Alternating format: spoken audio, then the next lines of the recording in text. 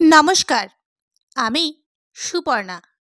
আজ আমি আপনাদের শোনাব সমরেশ মজুমদারের লেখা ৩ জালিয়াত এবং ১ মিথ্যেবাদী। যদি আমার এই গল্প পাঠ আপনাদের ভালো লাগে তাহলে লাইক করে দেবেন, শেয়ার করে দেবেন এবং অবশ্যই সাবস্ক্রাইব করে দেবেন। চলুন শুরু করা যাক। কাল রাত্রে জবর বৃষ্টি হয়েছে, সেই সঙ্গে মেঘের হাঁকাহাঁকি। রাত ফুরিয়ে গেলেও সকালটা ঠিক সকাল হয়ে এলো না। একটা ভিজে ভিজে ছায়ায় চড়ানো দিন শুরু হলো।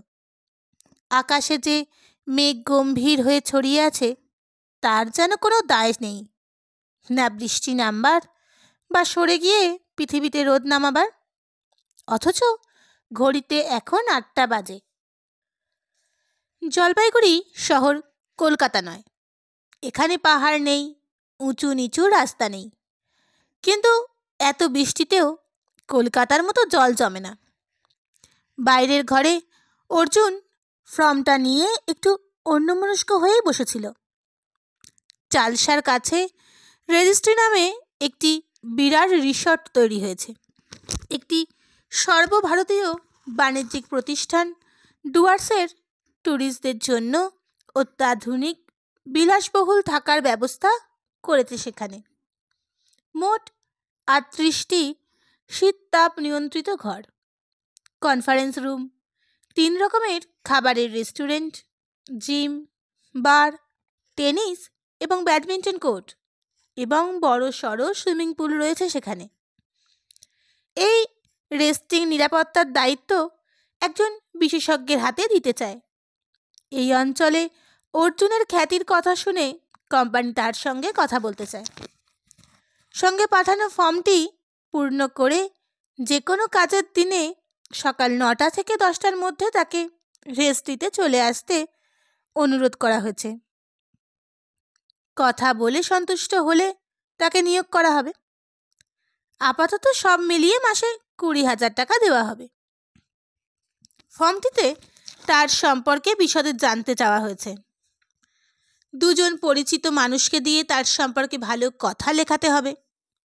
প্রস্তাব শুনে মা খুব খুশি। অর্জুন এতকাল যা করেছে তাতে তিনি গর্বিত হলেও মনে তার অশান্তি আছে। ছেলের নিয়মিত রোজগার নেই, এই চিন্তা তাকে প্রায় বিষণ্ণ করে তোলে। তাই ২০,০০০ টাকা মাইনের চাকরির সুযোগ এসেছে বলে তিনি খুব খুশি। বাইরের ঘরে ঢুকে ছেলেকে বসে থাকতে দেখে বললেন, যা বাবা, তোকে তো শহরের সব গণ্যমান্যরাই চেনেন, ফর্মটা ভর্তি করে আন। অর্জুন তাকালো। তুমি চাইছো এই চাকরিটা আমি করি? বাহ, এত ভালো মাইনে, বাড়ির কাছে, করবি না কেন? মা, এই চাকরি করলে আমি একটা জায়গায় বন্দি হয়ে থাকবো। আচ্ছা, চাকরি মানেই তো তাই। এই যে তুই একটার পর একটা সমস্যার সমাধান করে বেড়াচ্ছিস, কজন তোকে টাকা দেয়? যে তোকে সমাধান করতে ডাকলো দেখা গেল সে নিজেই দোষী, একটা টাকাও পেলি না। এরকম অনিশ্চিত জীবন কদিন কাটাবি? মা বললেন, তাছাড়া তুমি ভাবছো কি করে আমি গেলেই চাকরিটা হয়ে যাবে? আমি তো সিকিউরিটি অফিসার হিসেবে কোনো অভিজ্ঞতাই নেই। সাধারণত পুলিশ বা মিলিটারি অফিসাররা অবসর নেওয়ার পরে এই ধরনের চাকরি করে থাকেন। অর্জুন বলল, তাহলে তোকে ডাকলো কেন? সেটাই তো আমি ভাবছি। মিছিমিছি দেওয়া হবে। তাছাড়া যাদের দিয়ে সার্টিফিকেট লেখাবো তারা যখন শুনবে চাকরিটা হয়নি তখন তারা আমার যোগ্যতা সম্পর্কে আস্থা হারিয়ে ফেলবেন। মাথা নাড়ল অর্জুন। না, ওসব কিছুই হবে না, এই চাকরিটা তোর হবেই, মা জোর দিয়ে বললেন। অর্জুন অবাক হলো। তুমি স্বপ্ন দেখেছো নাকি? স্বপ্ন কেন দেখব? কাল বিকেলে কালীবাড়িতে গিয়ে ভোলা মহারাজের পায়ের ধুলো নেওয়ার ভাগ্য হয়েছিল। আমার দিকে তাকিয়ে তিনি বললেন, মনস্কামনা পূর্ণ হবে। কে এক ভোলা মহারাজ কি বলল? চুপ কর, উনি থাকেন গোমুখের কাছে আশ্রমে, বাকসিদ্ধ মহাপুরুষ। তা তিনি এত জায়গা থাকতে জলপাইগুড়িতে কি করছেন? মা জবাব না দিয়ে ভেতরে চলে গেলেন। বোঝা গেল খুব রেগে গেছেন। অর্জুন হাসল, তারপর চিৎকার করল, ঠিক আছে আমি যাচ্ছি, দরজা বন্ধ করে দিও। বাইরে পা বাড়ানো মাত্র হিম বাতাস গায়ে লাগলো। এত যে বেলা হয়েছে তা বোঝার উপায় নেই। ছায়া যেন আরো ঘন হচ্ছে। হাঁটতে হাঁটতে কদমতলায় এসে সে যোগুদাকে দেখতে পেল। যোগুদা তার বন্ধুদের সঙ্গে চা খাচ্ছেন, দোকানের সামনে দাঁড়িয়ে। তাকে দেখতে পেয়ে তিনি হাঁকলেন, এই যে হিরো, চা চলবে? মাথা নাড়ল অর্জুন, না। তারপর কাছে গিয়ে বলল, কিছু কথা ছিল। কি ব্যাপার? জরুরি? তেমন নয়, তবে ঠিক আছে, আমি এখন অঘোর ঘোষের বাড়ি যাব, তুমিও চলো, রিকশায় বসে তোমার কথা শোনা যাবে। হাত তুলে রিকশা থামালেন যোগুদা। অঘোর ঘোষ শহরের অন্যতম বড়লোক, কয়েকটি চা বাগানের মালিক। যোগুদা সাধারণত এরকম লোকের সংস্পর্শ এড়িয়ে চলেন। অর্জুন বলল, আপনি নিশ্চয়ই কোনো দরকারি কাজে যাচ্ছেন। আমি না হয় পরে আপনার সঙ্গে দেখা করব। না না, আমার ব্যক্তিগত কোনো দরকারে নয়, চলো না, তোমারও অভিজ্ঞতা হবে। রিকশায় যোগুদা উঠে পড়লে অর্জুন অনুসরণ করল। রিকশা চলতে শুরু করলে যোগুদা বলল, খুব ভুল হয়ে গেল, ছাতা সঙ্গে নিয়ে বেরোনো উচিত ছিল। যাকগে, বলো তোমার কথা শুনি। অর্জুন চাকরির ব্যাপারটা বলল। তারপর নিজের বিশেষ ইচ্ছে নেই, কিন্তু মা চাইছেন বলে উপেক্ষাও করতে পারছেন না। অবশ্য সে চাকরিটা যে পচ্ছে এমন ভাবনারও কোনো কারণ নেই। যোগুদা একটু ভাবলেন, তারপর বললেন, মাইনেটা ভালো, রেস্টই তো বিশাল ব্যাপার। ওরা যখন তোমার সঙ্গে যোগাযোগ করছে তখন নিশ্চয়ই একটা কারণ আছে। আচ্ছা, তুমি যদি চাকরিটা পাও তাহলে বলে নেবে যে ভালো না লাগলে 3 মাস পরে ছেড়ে দেবে। ওরাও নিশ্চয়ই প্রথমেই তোমাকে পার্মানেন্ট করবে না, টেম্পোরারি পিরিয়ড তো থাকেই। যাক, ভালোই হয়েছে, যাচ্ছ যখন তখন অঘোরবাবুর কাছ থেকে একটা সার্টিফিকেট এখনই নিয়ে নেওয়া যেতে পারে। অঘোরবাবু? হ্যাঁ, এই শহরের সবচেয়ে বিখ্যাত ধনী, তোমাকে নিশ্চয়ই চেনেন। হ্যাঁ, একটা অনুষ্ঠানে পাশাপাশি বসেছিলাম, গল্প করেছিলেন। ও, তাহলে তো কোনো প্রবলেম নেই, যোগুদা বললেন। অঘোর ঘোষের বাড়ির প্রায় 1.5 বিঘে জমির ওপর। কাছাকাছি যেতেই অর্জুন দেখতে পেল তার বাড়িতে বেশ কিছু মানুষ এখন এসেছেন। গেট খোলা, দারোয়ান দাঁড়িয়ে, কিন্তু রিকশা ছেড়ে ভেতরে ঢোকার সময় লোকটা কিছু বলল না। বাড়ির সামনে কয়েকটা গাড়ি, রিকশা দাঁড়িয়ে আছে, দুপাশে বাগান। কয়েক পা হাঁটতেই মনে হলো কেউ বক্তৃতা দিচ্ছেন। মাইকে যে স্বর ভেসে আসছে সেটা অবশ্যই জোরালো নয়। বাড়ির পাশের মাঠে শামিয়ানার তলায় ছোট্ট মঞ্চের সামনে চেয়ার পেতে দর্শকদের বসার ব্যবস্থা করা হয়েছে। মঞ্চে বসে মাইকের সামনে মুখ রেখে যিনি কথা বলছেন তার বেশ বয়স হয়েছে। মানুষটির গায়ের রং টকটকে ফর্সা, মাথায় টাক, পরনে সাদা ফতুয়া আর সাদা লুঙ্গি। অর্জুনদের এগিয়ে যেতে দেখে বৃদ্ধ একটু চুপ করলেন। দর্শকরা ঘাড় ফিরিয়ে তাদের দেখল। প্রথম সারির চেয়ার থেকে উঠে দাঁড়িয়ে অঘোরবাবু হাত জোর করে নমস্কার জানিয়ে নিঃশব্দে দুটি খালি চেয়ার দেখিয়ে দিলেন। যোগুদাকে অনুসরণ করে অর্জুন তার একটায় গিয়ে বসল। বৃদ্ধ আবার কথা শুরু করলেন। লোকে বলে অমুক বড় কবি, অমুক বড় শিল্পী। কেন বলে? না, সেই সব কবি শিল্পী মহৎ সৃষ্টি করে গেছেন, তারা নিশ্চয়ই নমস্য।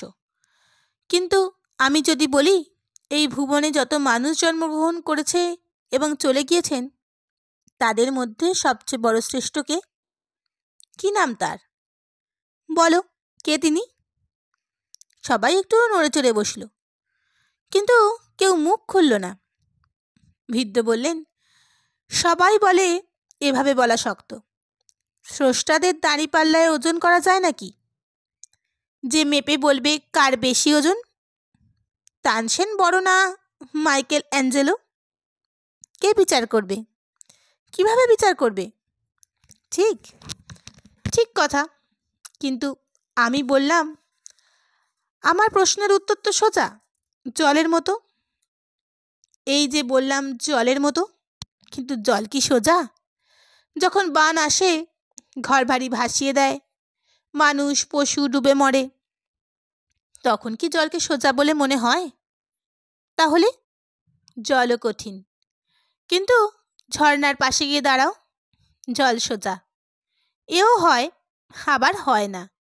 কিন্তু আমার প্রশ্নের জবাব তো একটাই। চোখ বন্ধ করলেন বৃদ্ধ। পিন পড়ার শব্দও বোধহয় শোনা যাবে এখন। অর্জুন ফিসফিসিয়ে জিজ্ঞাসা করল, ইনি কে? যোগুদা সেইভাবে জবাব দিল, ভোলা মহারাজ। ভোলা মহারাজ বললেন, মনে করুন সেই দিনটার কথা। মানুষের জন্ম হয়ে গিয়েছে, কিন্তু তার দল বাঁধতে শেখেনি, অস্ত্র ব্যবহার করতে জানে না, জঙ্গলে জঙ্গলে কোনো মতে বেঁচে আছে। তাদের শত্রু শুধু বাঘসিংহ নয়, ডাইনোসর। এর ওপর একজন মানুষ অন্যজনকে দেখলেই আক্রমণ করছে, ধ্বংস হয়ে যাওয়ার উপক্রম। তখন তারা বুঝতে পারল, বাঁচতে হলে একা থাকা চলবে না, দল বাঁধতে হবে। হলো ছোটখাটো দল। এই দলের সঙ্গে ওই দলের লড়াই। হাতে উঠল গাছের শক্ত ডাল, তাই দিয়ে আত্মরক্ষা, আক্রমণ। কিন্তু তাতেও রক্ষে নেই। জঙ্গলে থাকার জলে ভিজতে হয়, পশুর পেটে যেতে হয়। মানুষ গুহা খুঁজল, গুহা মানব হয়ে গেল। আর সেই সময় একদিন আকাশ থেকে বাজ পড়ল, পুড়ে গেল কিছু জঙ্গল। নদীতে বান এলো, ভাসলো চার ধার। অজগর এসে গিলে খেলো গুহার ভেতর থেকে কিছু মানুষকে। তখন একটি মানুষ রাগে আক্রোশে আকাশের দিকে তাকালো। তখন অন্ধকার, রাত শেষ হচ্ছে, ব্রহ্ম মুহূর্ত। লোকটি দুহাত ওপরে তুলে চিৎকার করে তার নিজের ভাষায় কিছু বলতে চাইল। তখনই সূর্যদেব দেখা দিলেন পূর্ব দিগন্তে। জঙ্গলের অন্ধকার দূর হয়ে গেল, চারপাশ দেখা গেল স্পষ্ট। লোকটি অবাক হয়ে গেল। আকাশের দিকে দুহাত তুলে চিৎকার করলেই অন্ধকার দূর হয়ে যায়? আবার যখন রাত নামল, তখন অন্ধকারে জড়সড় সেই মানুষটি চেঁচাতে লাগলো আকাশের দিকে হাত তুলে। সারা রাত চেঁচানোর পর যখন ভোর হলো, তখন তার সঙ্গীরাও উল্লসিত হয়ে আকাশের দিকে হাত তুলে চেঁচাতে লাগলো। এইভাবে মানুষ ভগবানের জন্ম দিল। বৃদ্ধ একটু হাসলেন। সামনের গ্লাসে রাখা জলে একটা চুমুক দিয়ে বললেন, ওই মানুষটির মুখ আমি স্পষ্ট দেখতে পাই। ভয়ে, রাগে, দুঃখে সে নিজের অজান্তেই ঈশ্বরকে সৃষ্টি করেছিল। পৃথিবীর সমস্ত স্রষ্টাদের মধ্যে ওর মতো বড় স্রষ্টা আর কেউ নেই। কেন নেই? বৃদ্ধ তাকালেন দর্শকের দিকে। কেন নেই? কারণ সেই মানুষটি যদি সেদিন ঈশ্বরকে সৃষ্টি না করতেন, তাহলে মানুষ পৃথিবী থেকে মুছে যেত। আমরা যিশুকে পেতাম না, বুদ্ধকে পেতাম না, হজরত মোহাম্মদকে পেতাম না। এই যে মানুষ অসহায় হয়ে পড়লেই ঈশ্বরকে ডাকে, তার উপর নির্ভর করে বলেই বেঁচে থাকতে পারে, এটা সম্ভব হতো না। এই অবধি শোনার পর অনেকেই আমাকে প্রশ্ন করে, ঈশ্বর মানুষকে সৃষ্টি করেছেন না মানুষ ঈশ্বরকে? আমি বলি, মানুষ না থাকলে ঈশ্বরের অস্তিত্ব কোথায় থাকতো? ঠাকুর রামকৃষ্ণ মাকে দর্শন করেছেন, অথচ তার শিষ্য বলে যে মানুষ ফুটবল খেলে তার কাছে ফুটবলই ভগবান। এখন প্রশ্ন হলো, এই মানুষ কোন মানুষ? কি ধরনের মানুষ? বৃদ্ধ তাকালেন। অর্জুন লক্ষ্য করছিল সবাই খুব মন দিয়ে ওর কথা শুনছেন। ভদ্রলোকের বাচনে এমন একটা সরস ভঙ্গি রয়েছে যে শুনতে খুব ভালো লাগে। আজই মা বলছিলেন এর কথা, বাকসিদ্ধ পুরুষ। গতকাল মা এর কথা শুনতে গিয়েছিলেন কালীবাড়িতে। সেই আদিকালের মানুষ কিভাবে ঈশ্বরকে পেয়েছিল তার বর্ণনা করলেন চমৎকার। শুনলে মনে হবে ইনি ঈশ্বরের মহিমার বিরোধী। এর কাছে মানুষই শেষ কথা। কিন্তু সেটা করতে চাইলে ইনি ভক্ত পাবেন না। তাহলে সংসার ছেড়ে পাহাড়ে গিয়ে সাধনা করছেন কেন? অর্জুন শুনল, মানুষ তো একই রকমের, হাত পা মাথাওয়ালা চেহারা, শুধু কারোর গায়ের জোর কম, কারোর বেশি, কারোর বুদ্ধি কম, কারোর বেশি। তফাৎ এইটুকুই না? কারোর বোধ আছে, অনুভব শক্তি আছে, হৃদয় আছে, কারোর সেটা নেই। ওই বোধ, অনুভব শক্তি আর হৃদয়বৃত্তির চূড়ান্ত পর্যায়ে পৌঁছে গেলে কেউ যিশু হন, কেউ বুদ্ধ, কেউ মহাবীর, কেউ চৈতন্যদেব। এইসব মানুষরা মানুষ হয়েও ঈশ্বরের চেয়ে কম সত্যি নন। কিন্তু এইসব মহামানুষের সংখ্যা তো বেশি নয়। আমরা যারা ওদের মতো ক্ষমতা নিয়ে জন্মায়নি, তারা কি করে? এর উত্তরও সহজ। পরীক্ষায় কেউ কেউ 90-95 পায়, পাক না। 60 পেতে হলে যে পরিশ্রম অনুশীলন করা দরকার, তা করতে দোষ কি? আমিও তাই বলি।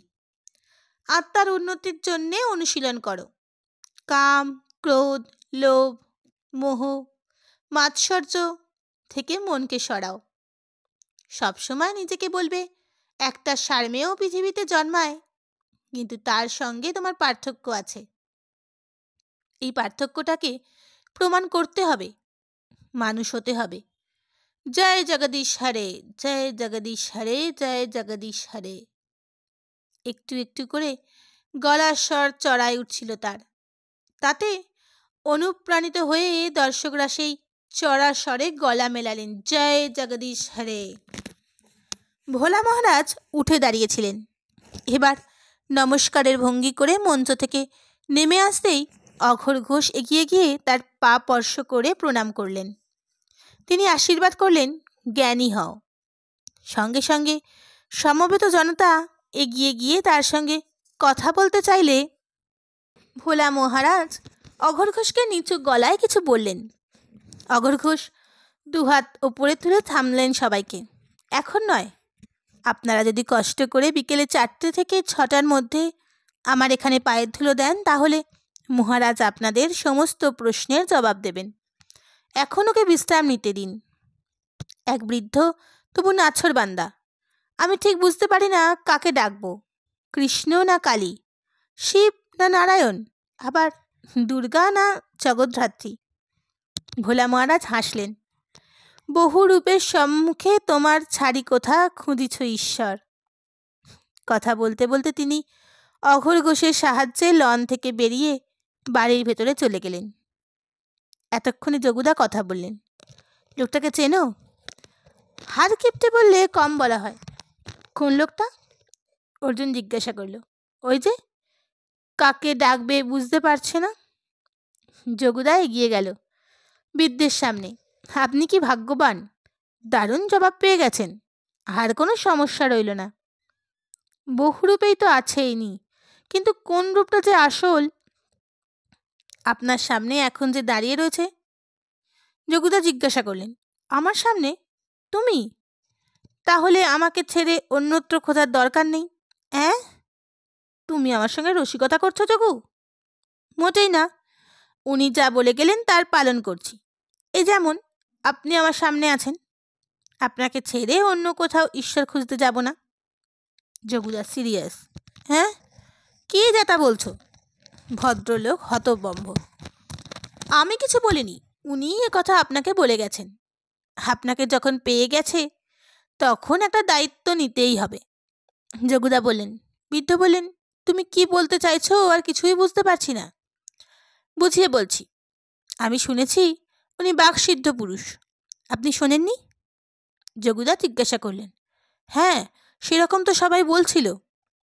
বৃদ্ধ তখনও ধন্দে। আপনি বললেন কাকে ডাকবেন তা বুঝতে পারছেন না। উনি হেসে বললেন, বহু রূপের সম্মুখে তোমার সামনে যিনি দাঁড়িয়ে, তাকে ছেড়ে কোথায় ঈশ্বর খুঁজছ? বলেননি? হ্যাঁ বলেছেন। মাথা নাড়লেন বৃদ্ধ। তাহলে আপনার কাছে তখন ঈশ্বর হয়ে কে ছিলেন? তিনি, তাই না? হ্যাঁ, তাই তো দাঁড়ায় ব্যাপারটা। আবার আমি যখন খুঁজছি তখন আমার সামনে আপনি দাঁড়িয়ে। ধ্যাৎ, উনি হতে পারেন আমার মতো সাধারণ মানুষ। তার দায়িত্ব নেওয়ার কথা কি বলছিলে? বৃদ্ধ যেন বাস্তবে ফিরে এলেন। অঘোরবাবু তো আপনার খুব কাছের মানুষ। ওকে বলুন না নিরিবিলিতে একবার ভোলা মহারাজের সঙ্গে দেখা করিয়ে দিতে। যোগুদা বলল, কেন? কপালে ভাঁজ পড়ল বৃদ্ধের। অর্জুন, এদিকে এসো। যোগুদা ডাকতেই অর্জুন এগিয়ে এলো। একে চেনেন? এ অর্জুন, সত্য সন্ধানী। তুমি অর্জুন? নাম শুনেছি। গোয়েন্দাগিরি করো? অর্জুন প্রতিবাদ করতে যাচ্ছিল, কিন্তু তার আগেই যোগুদা বললেন, ঠিক তা নয়, তবে ওই আর কি। এই অর্জুন একটা চাকরি পেতে চলেছে, কিন্তু তার জন্যে ক্যারেক্টার সার্টিফিকেট দরকার। ভোলা মহারাজকে জিজ্ঞাসা করতাম কার কার সার্টিফিকেট পেলে ওর চাকরি হবে। সর্বনাশ, উনি যদি আমাকে দেখিয়ে দেন? আমি তো ওর চরিত্র সম্পর্কে কিছুই জানি না। শুনেছি বিলেত না আমেরিকা কোথায় গিয়েছিল, সেখানে কি করেছে তাও জানা নেই। বৃদ্ধ যখন প্রবলভাবে মাথা নাড়ছেন, তখন অঘোরবাবু ফিরে এলেন। না দাদা, রাজি হলেন না। থমকে গেল বৃদ্ধ। সে কি, কেন? অঘোরবাবু বললেন, সন্ধেবেলায় উনি মায়ের বাড়িতে যাবেন। মায়ের বাড়ি মানে যোগমায়া কালী বাড়ি? বৃদ্ধ আর দাঁড়ালেন না, জোরে জোরে হাঁটতে লাগলেন গেটের দিকে। অর্জুন তখন অঘোরবাবুকে নমস্কার করে সার্টিফিকেটের কথা বলল।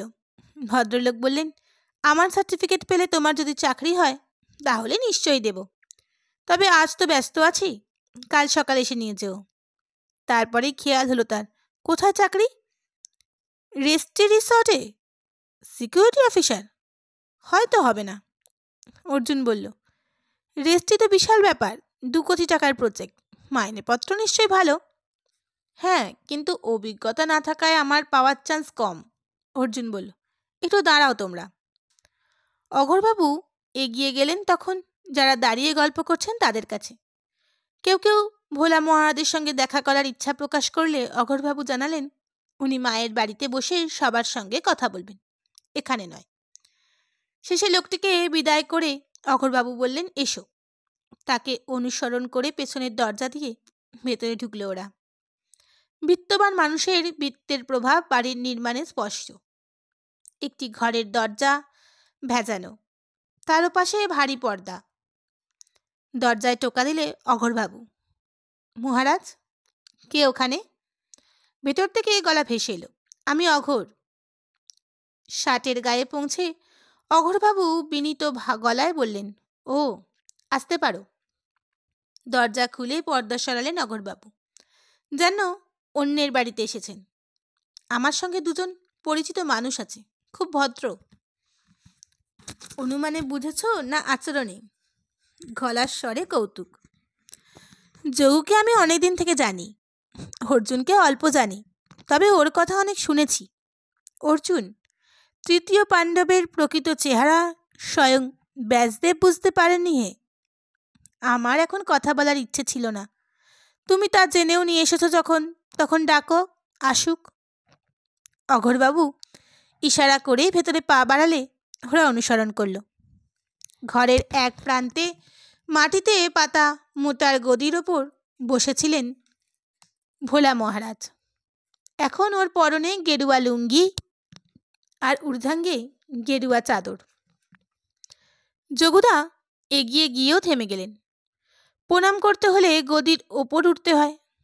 জুতো খুলে সেটা করবে কিনা ভাবছিলেন। মহারাজ বললেন, ওই মুশকিল, বাঁধন থাকলেই তা খুলতে নত হতে হয়। আরে বাঁধন মুক্ত হতে হলে নত হবে শুধু ঈশ্বরের কাছে, বুঝলে? তোমরা ওই বেঞ্চিতে বসো। হাত বাড়িয়ে ওপাশে রাখা একটা বেঞ্চি দেখিয়ে দিলেন তিনি। যোগুদা নমস্কার করে বেঞ্চিতে বসলে অর্জুন নমস্কার করল। ভোলা মহারাজ অঘোরবাবুকে জিজ্ঞাসা করলেন, এই যুবকটি কে? ওর নাম অর্জুন। ওর নেশা এবং পেশা রহস্যের সমাধান করা। এই জেলায় ও খুব বিখ্যাত। অঘোরবাবু গদির প্রান্তে বসেছিলেন। বাহ, শার্লক হোমস না ফেলুদা? ভোলা মহারাজ তাকালেন। অর্জুন হাসল। আপনি 2 যুগের 2 বিখ্যাত কল্পিত চরিত্রের নাম বললেন, আমি ওদের কারোর মতোই নই। কথা বলার সময় অর্জুন লক্ষ্য করল ভদ্রলোকের পায়ের পাতা থেকে গোড়ালির উপরের অংশ পর্যন্ত চামড়ার রং অন্য জায়গা থেকে বেশি ফর্সা। ভালো কথা, তা কোন রহস্যের সমাধান করতে তোমরা এখানে আগমন? মহারাজ, ও একটা সমস্যায় পড়েছে। অঘোরবাবু বললেন, একটা বড় কোম্পানি ওকে চাকরির জন্য দরখাস্ত করতে বলেছে। হতেও পারে, নাও হতে পারে। আপনি যদি ওকে একটু আশ্বাস দেন তাই এনেছি। কি আশ্চর্য, আমি আশ্বাস দিলে যদি চাকরি হতো তাহলে ভারতবর্ষের কোনো মানুষ বেকার থাকতো না। চোখ বন্ধ করলেন ভোলা মহারাজ। পিতামাতা? বাবা নেই, মা আর আমি থাকি। চাকরি করলে তো রহস্যের সমাধান করার স্বাধীনতা থাকবে না বাবা। অর্জুন চুপ করে থাকল। চোখ খুললেন ভোলা মহারাজ। মুখে বলবো অথচ চাকরি হলো না, তোমরা বলবে একই রকম কথা। দাও ঠুকে দরখাস্ত, দেখো কি হয়। অঘোরবাবু হাসলেন। ব্যাস, ওতেই হবে। আর কিছু প্রশ্ন আছে তোমার? শুনেছি আপনি গোমুখের কাছে থাকেন। অর্জুন বলল। ভোলা মহারাজ নিঃশব্দে মাথা নেড়ে হ্যাঁ বললেন। ওখানে কি আপনার আশ্রম? হ্যাঁ, কিন্তু সেখানে কোনো রহস্য নেই। অঘোরবাবু উঠে দাঁড়ালেন। এবার ওকে বিশ্রাম করতে দাও। অর্জুন আবার ভোলা মহারাজকে ভালো করে দেখে নমস্কার জানিয়ে বেরিয়ে এলো। পেছনে যোগুদা এবং অঘোরবাবু। অঘোরবাবু বললেন, এই প্রথম আমার বাড়িতে এলে, একটু চা খেয়ে যাও। অর্জুন মাথা নাড়ল। না না, আমি খুব কম চা খাই। সামিয়ানার আশেপাশে এখন কোনো লোক নেই। অর্জুন দাঁড়ালো। আপনার সঙ্গে ভোলা মহারাজের আগে পরিচয় ছিল? হ্যাঁ, আমার একটা নেশা আছে, তীর্থ করার নেশা। কেদারনাথ, বদ্রীনাথ 12 গিয়েছি। গোমুখে 3 বার। হরিদ্বার, লক্ষ্মণঝোলা কতবার গিয়েছি তা নিজেরই মনে নেই। বছর 5 আগে গোমুখে যাওয়ার পথে মহারাজের কথা কানে আসে। ওর আশ্রমে গিয়ে প্রণাম করেছিলাম। দেখেছিলাম ওখান থেকে সাধনা করেন, অথচ সাধু সন্ন্যাসীদের মতো কথা বলেন না। ঈশ্বরের চেয়ে মানুষের ওপর আস্থা বেশি। খুব ভালো লেগেছিল। তারপরে আরও কতবার গিয়েছি। বারংবার অনুরোধ করেছি আমার ওখানে পায়ের ধুলে দেওয়ার জন্য। শেষ পর্যন্ত এবার উনি এলেন। শর্ত হলেও ওকে বিরক্ত করা চলবে না। নিজের খাবার নিজে রান্না করে খাবেন। কোনো অনুরোধ করে তাকে বিব্রত করা চলবে না। অঘোরবাবু বললেন, ওখানে ওকে কি পোশাকে দেখেছেন? প্রচণ্ড ঠান্ডা তো, গায়ে কম্বল জড়িয়ে থাকতেন। চুল কাটতেন কোথায়? মানে ওর মাথার চুল তো আমাদের মতোই ছাঁটা। হয়তো কোনো শিষ্য কেটে দেয়। উনি পাহাড়ের নির্জনে থাকেন বটে, কিন্তু অন্য সাধুদের মতো ছাই মেখে জটাধারী হয়ে থাকেন না। উনি ভগবানকে ডাকেন যুক্তি দিয়ে। যোগুদা চুপচাপ শুনছিলেন। জিজ্ঞাসা করলেন, এখানে কতদিন থাকবেন? যেদিন মন উঠে যাবে চলে যাবেন। অঘোরবাবু বললেন। আপনাকে কিছু বলেননি?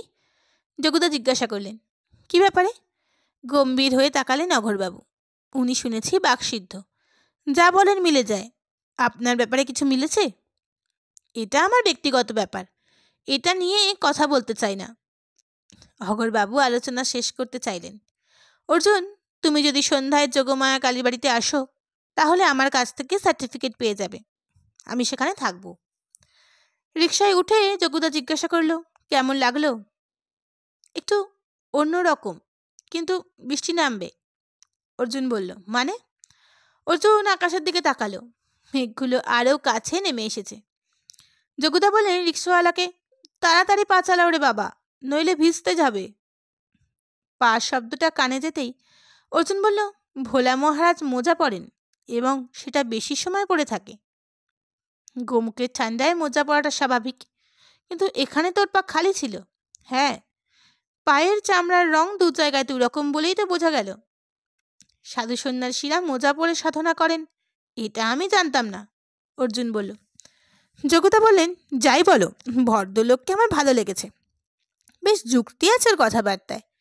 ভগবান ভগবান আবেগে ভেসে যান না।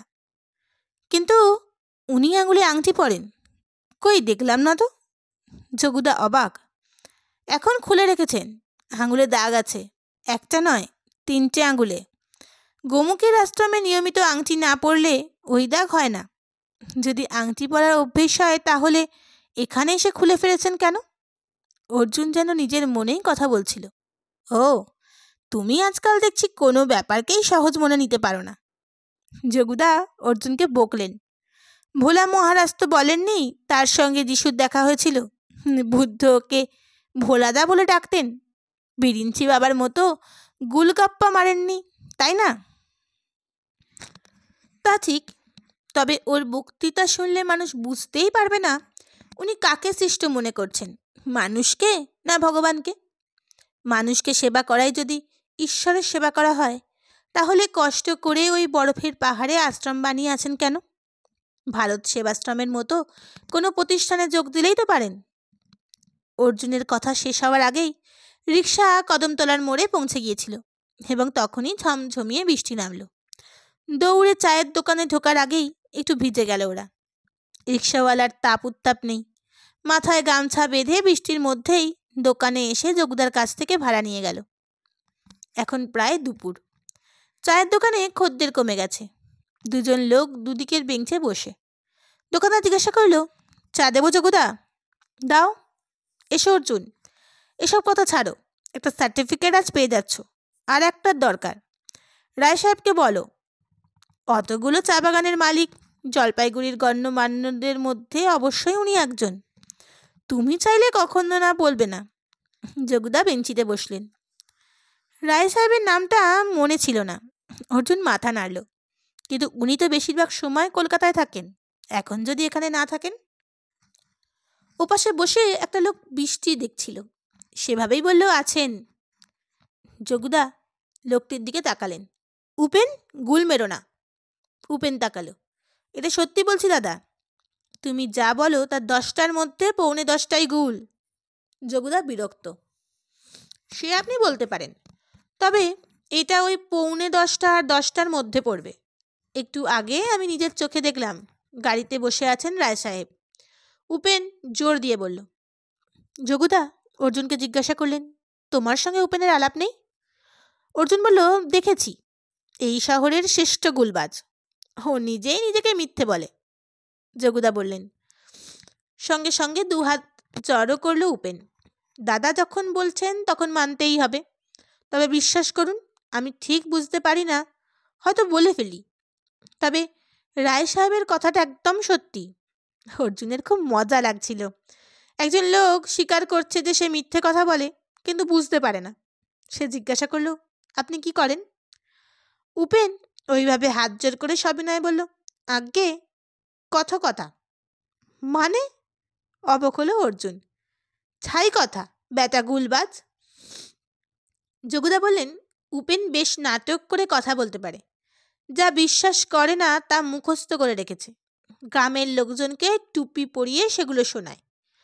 তুমি ভাবো ও গীতা শোনাচ্ছে, ভগবত শোনাচ্ছে। তার অর্ধেক কথা ওর নিজের, বানিয়ে বানিয়ে যোগ করে।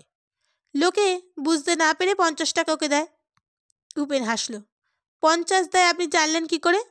তোমার মুখেই শুনেছি। সেটাও তো গুল হতে পারে, হয়তো 100 দেয়, বলেছি 50। এই করে আপনার চলে?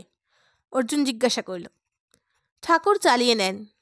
বুড়ো বুড়িরা আমার খুব ভক্ত, তবে সব গ্রামের বাইরে, আমি কখনো খাপ খুলি না। উপেন হাসল। এখানে কোথায় থাকেন? নাকড়া কাটায়। খবর পেলাম কালীবাড়িতে নাকি এক সাধু এসেছে, উপদেশ দিচ্ছেন। কাল দিয়েছেন, আজও দেবেন। তার কথা শুনবো বলে এসেছি। আপনাদের দয়ায় আমি ভালো নকল করতে পারি। উনি যা বলবেন তা একবার শুনেই আমি তুলে নেব। লোকে নতুন নতুন কথা শুনতে চায়। শুনেছি এই সাধুর বাণীর খুব প্রশংসা করছে। ওকে নকল করলে আমার ব্যবসা বাড়বে। এটা কিন্তু খুব সত্যি কথা, একটাও মিথ্যে নেই। উপেন বলল। সাধুর নাম ভোলা মহারাজ? হ্যাঁ ঠিক। চা এলো 2 কাপ। অর্জুন জিজ্ঞাসা করলো, চা খাবেন না? 1 কাপ বাজেট ছিল, ওটা হয়ে গেছে। উপেন বলল, আপনি এটা নিন, আমার এখন চা খেতে ইচ্ছে করছে না। তাহলে দিন। সাদা লক্ষ্মী পায়ে ঠেলা উচিত নয়।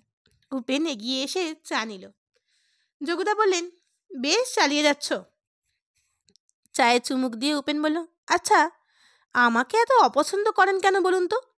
মিথ্যে কি আমি একা বলি? স্বয়ং যুধিষ্ঠির বলেননি? একবার বলেছেন, তাতেই স্বর্গে যাওয়া আটকে গিয়েছিল। যোগিদা বললেন। হে হে হে, হাসল উপেন। পাপ এমন জিনিস, একবার করলেও যা, 10বার করলেও তা। ধরুন একটা লোক একজনকে জঘন্যভাবে খুন করল, আদালতে তার ফাঁসির হুকুম দিল। সে যদি 100টা লোককে খুন করত, তাহলে ওই একই শাস্তি হতো, তাই না? বৃষ্টি ধরে এসেছিল। চায়ের দাম মিটিয়ে দিয়ে যোগিদা বললেন, বলি হে অর্জুন, দেখো, ও যদি সত্যি বলে, পথেই তো রায় সাহেবের অফিস পড়বে, পরে দেখা হবে। যোগিদা চলে গেলেন। উপেনের দিকে তাকিয়ে অর্জুন বলল, দেখি আপনার কথা সত্যি হয় কিনা। উপেন হাসল। রাস্তায় বেরিয়ে হাঁটতে হাঁটতে অর্জুনের মজা লাগছিল।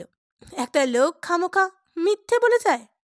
কোথায় যেন সে পড়েছিল, এটা এক ধরনের অসুখ। যে লোক নিজের সঙ্গে মিথ্যে কথা বলে, সে তো ঘুমোলেও মিথ্যে স্বপ্ন দেখবে। ধুর, অর্জুন মাথা নাড়ল। স্বপ্ন আবার সত্যি হয় নাকি? গেট পেরিয়ে তেতলা বাড়ির সামনে দাঁড়ালো অর্জুন। চা কোম্পানির অফিস। সিঁড়ি বেয়ে উপরে উঠে পিয়নকে রায় সাহেবের কথা জিজ্ঞাসা করলে সে বলল, সাহেব তো কলকাতায় গিয়েছেন। ও, কবে আসবেন? আজকালের মধ্যে তার আসার কথা। অর্জুন মাথা নাড়ল। যোগুদার কথাই ঠিক। উপেনের পক্ষে সত্যি কথা বলা সম্ভব নয়। অথচ লোকটা জোর দিয়ে বলল সে নিজের চোখে রায় সাহেবকে গাড়িতে বসে থাকতে দেখেছেন। অর্জুন নিচে নেমে আসতেই একটা গাড়ি গেট পেরিয়ে ভেতরে ঢুকল। সে অবাক হয়ে দেখল পেছনের দরজা খুলে রায় সাহেব নামছেন। তাকে দেখতে পেয়ে রায় সাহেব বললেন, আরে অর্জুন, তুমি এখানে? ঠিক জবাব না দিয়ে অর্জুন জিজ্ঞাসা করল, আপনি কলকাতা থেকে আসছেন? হ্যাঁ, দার্জিলিং মেল লেট ছিল। কেন? রায় সাহেব তাকালেন। শহরে কি অনেকক্ষণ এসেছেন? না, এই ঢুকলাম। কেন জিজ্ঞাসা করছো বলো তো? না, তাহলে একজন ভুল দেখেছিল। আচ্ছা, আমি না হয় পরে আসবো। অর্জুন বলল, তা এসো, কিন্তু প্রয়োজন থাকলে এখনই বলতে পারো। রায় সাহেব বললেন, একটা ক্যারেক্টার সার্টিফিকেট দরকার আমার। ও শিওর, তার মানে তুমি চাকরির দরখাস্ত করছো? হ্যাঁ, সবাই বলছে। কোথায়? চার্লসের কাছে রেস্ট্রি রিসর্টের সিকিউরিটি অফিসার। রায় সাহেব মাথা নাড়লেন। তারপর বললেন, তোমাকে আসতে হবে না, আমি একটু পরে বাড়ি পাঠিয়ে দিচ্ছি। বাড়ির পথে হাঁটতে হাঁটতে অর্জুনের মনে হলো তার চাকরি করতে চাওয়াটা রায় সাহেবের ঠিক পছন্দ করলেন না। এর আগে চাকরি নিয়ে ওর সঙ্গে কথা হয়েছে। অতগুলো চা বাগানের মালিক যিনি, তিনি ইচ্ছে করলেই তাকে চাকরি দিতে পারেন। চা বাগানের ক্লার্কের চাকরির মাইনে খারাপ নয়, কোম্পানি থেকে কোয়ার্টার্স দেওয়া হয়। কিন্তু রায় সাহেব বললেন, নো অর্জুন, তোমাকে ওই চাকরিতে মানায় না। তুমি সত্য সন্ধানী, তোমার সম্মান অনেক বড়। সন্ধ্যের মুখে কালীবাড়িতে গেল অর্জুন। গিয়ে দেখল লোকে লোকারণ্য, বেশিরভাগই বয়স্ক মানুষ। অর্জুন জানে তার মা ওই বয়স্কদের মধ্যে বসে আছেন। অঘোরবাবুর গাড়িতে ভোলা মহারাজ এলেন। স্বেচ্ছাসেবকরা তাকে সসম্মানে মন্দিরের বারান্দায় নিয়ে গেল, সঙ্গে অঘোরবাবু। বারান্দায় জলচৌকির পেছনে ভোলা মহারাজের আসন পাতা রয়েছে, সামনে মাইক। তিনি আসনে বসতেই সব গুঞ্জন থেমে গেল। দেখতে খারাপ লাগে বলেই বোধহয় অঘোরবাবু বারান্দায় উঠলেন না। ভোলা মহারাজ মুখ খুললেন, মায়েরা, আপনারা আমার শ্রদ্ধা গ্রহণ করুন। উপস্থিত শ্রোতাদের মঙ্গল প্রার্থনা করছি। আজ সকালে আমি বলেছিলাম ভগবানকে সৃষ্টি করেছে মানুষ, আমায় নইলে ত্রিভুবনেশ্বর তোমার প্রেম হত যে মিছে। এই দাবি মানুষই করতে পারে। আবার মানুষকে সৃষ্টি করেছে কে? না, ভগবান। কিন্তু কোথায় সৃষ্টি করেছেন তিনি? এই পৃথিবীর একটি বিশেষ জায়গায়। সেখানে জন্মে ক্রমশ সংখ্যা বেড়ে গিয়ে কি মানুষের সারা পৃথিবীতে ছড়িয়ে গেছে? না। তাহলে চীনের মানুষের চেহারার সঙ্গে আফ্রিকার মানুষের চেহারার মিল থাকত। বন মানুষ থেকে মানুষের যে বিবর্তন ঘটেছিল তা পৃথিবীর সর্বত্র। সেখানে জল, মাটি, অরণ্য ছিল, সেখানে একইভাবে ঘটেছে। শিশু জন্মে কেঁদেছে ওয়াও বলে, একই ভঙ্গিতে। তারপর বড় হওয়ার সময় পারিপার্শ্বিকের প্রভাব তার ওপর পড়েছে। কেউ কালো, কেউ সাদা, কেউ হলুদ, আবার কেউ শ্যামলা। অন্তত কয়েক হাজার বছর ভারতের মানুষ জানত না আফ্রিকার মানুষের কথা, ব্রিটেনের মানুষ জানত না জাপানিদের কথা, যে যার মতো একটু একটু করে সভ্যতার দিকে এগিয়ে যাচ্ছিল। এই যে দেশে অনুযায়ী মানুষের আলাদা চেহারা, আলাদা ভাষা, আলাদা প্রতিক্রিয়া, তা কি ভগবান জেনে শুনে করে দিয়েছিলেন? তারপরে যখন পৃথিবীর সমস্ত দেশের মানুষ কেউ বেশি কেউ কম সভ্য হলো, তখন তারা সৃষ্টিকর্তার নামকরণ করলো যে যে যার মতো করে। কেউ বলল গড, কেউ আল্লাহ, কেউ ভগবান। কিন্তু সবাই ভগবানকে প্রথম দেখেছে ভয় পেয়ে, রাতের অন্ধকার থেকে মুক্তি পেতে, সূর্যদেবকে তাড়াতাড়ি পূব আকাশে দেখার জন্য। তখন সূর্যদেবী ছিল তাদের কাছে একমাত্র ঈশ্বর। কিন্তু রাতের অন্ধকার অথবা বাদলের দিনে যখন সূর্যদেবীকে দেখা যায় না, তখন মানুষ আরও বড় কেউ আছে কল্পনা করে তাকে ডাকতে লাগলো। ওই বড়জন হলেন গড, ভগবান অথবা আল্লাহ।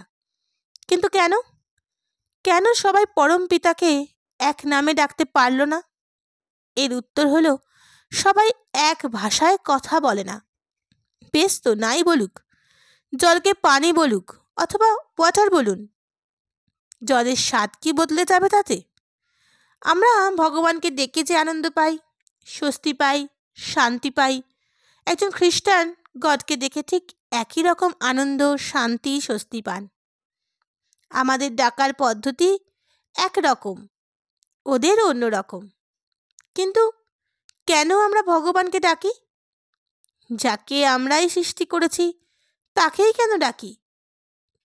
কারণ মানুষ মনে করে তিনি সর্বশক্তিমান।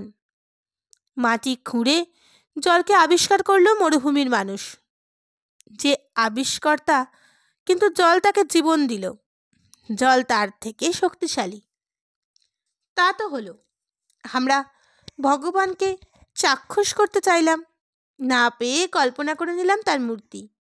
একটা নয়, অনেক। কেউ কালী, কেউ কৃষ্ণ, কেউ শিব, কেউ নারায়ণ। আর ভাবি এরাই হলেন ভগবান।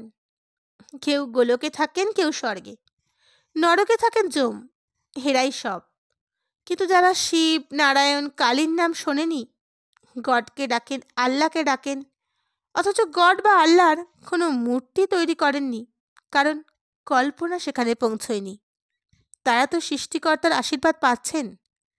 আমি শৈব না বৈষ্ণব না শাক্ত, কোন পথে যাব বলে চিহ্নিত, তখন তো তাদের কোনো অসুবিধা নেই শুধু একজনের শরণাপন্ন হতে। আমরা যদি মনে করি ওরা শিব, দুর্গা, কালীর অস্তিত্ব যখন জানেন না, তখন ওদের কাছে ভগবান পৌঁছবেন না, তাহলে আমাদের মতো মূর্খ আর কেউ নেই। অর্জুন ধীরে ধীরে বাইরে বেরিয়ে এলো। ভিড় উপচে পড়ছে রাস্তায়। মানুষ মুগ্ধ হয়ে শুনছে ভোলা মহারাজের কথা।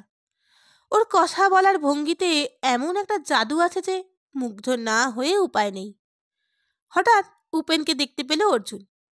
ভিড় থেকে সরে একটা পানের দোকানের পাশে দাঁড়িয়ে আছে হাসি মুখে। অর্জুন এগিয়ে যেতেই উপেন খুক খুক করে হাসল। হাসলেন কেন? অর্জুন জিজ্ঞাসা করল। লোকে আমাকে মিথ্যেবাদী বলে, এ তো আমার বাবা। উপেন বলল, মানে? কালীবাড়িতে এসে কি বক্তৃতা করছে শুনেছেন? খ্রিস্টান, মুসলমান, হিন্দু সব এক করে দিচ্ছে। মা কালীর সামনে দাঁড়িয়ে বিধর্মীকে স্বর্গে পাঠাচ্ছে। রুষ্ট দেখালো উপেনকে। আপনি ওর কথার মানে ধরতে পারেননি? কেন? আমি বাংলা বুঝি না? উপেন মাথা নাড়ল। এইসব কথা বুঝি। আলফাল অনেক কথা বলে মানুষকে উল্লু বানিয়ে শেষে বলবে মা কালী সব, তার পুজো করুন। আরে মশাই, কত আশা নিয়ে এখানে এসেছিলাম ওর কথা মুখস্থ করে নেব বলে, সব চলে গেল। কেন? দেখুন না সবাই কেমন মন দিয়ে শুনছে। আপনি মুখস্থ করে নিলে নিশ্চয়ই আপনার ব্যবসা বাড়বে। অর্জুন হাসল। পাগল, লোকে আমার পিঠের চামড়া খুলে ডুগডুগি বানাবে। কেন? এসব কথা শহরের লোক মজা পায়, হজম করে। গ্রামের মানুষ সোজা সাপটা, ঘোরানো পেঁচানো কথার মানে বুঝতে পারে না।